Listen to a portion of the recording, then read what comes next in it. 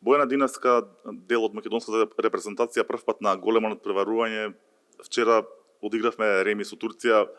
Ти не беше во составот, но како од трибините го доживеа надпреварот, кажи ми? Беше потешко да си на трибини или на терен играше против Шведска на првиот меч? Да, вака се гледа и по мојот глас. Мислам дека ќе видите. Пред се морам да им честитам на моите девојки, на целиот стручен штаб на оние што беа во арената, да не поддржат, на сите што беа од палите телевизори од дома да не поддржат. Мислам дека одигравме неверојатен надпревар. Како изгледаше, не можам да објаснам. Значи, сека минута беше возбудлива, првен губевме, но потоа се обидовме да стигнеме. Имавме доста добра одбрана. Исто така и голманите, Јована Мицевска, мислам, имаше супер одбрани. Што беше клучно, еве по оној камбек наш и по преземањето на водството, да ни се вратат турчинките и да изравнат потоа и да победат?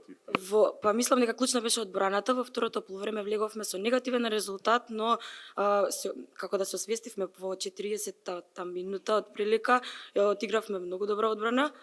Имаше неколку контри, доста пенали одработени како што треба. Нападот беше одработен како што треба, така да резултатот беше на наша страна.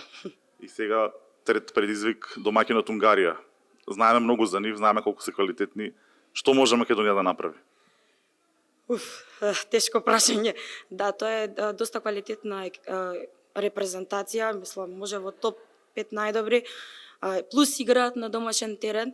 Можеме само, ние ништо нема да изгубиме, само да изиграме најдобро што можеме, да не брзаме, стабилна игра, стабилна одбрана, и да видиме, можеби ќе биде на наша страна резултатот.